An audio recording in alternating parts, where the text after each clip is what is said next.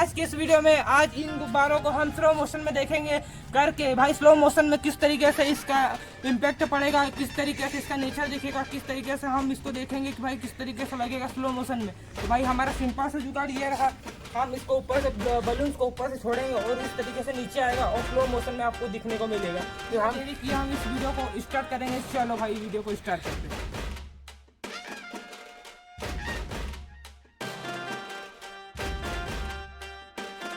A few moments later.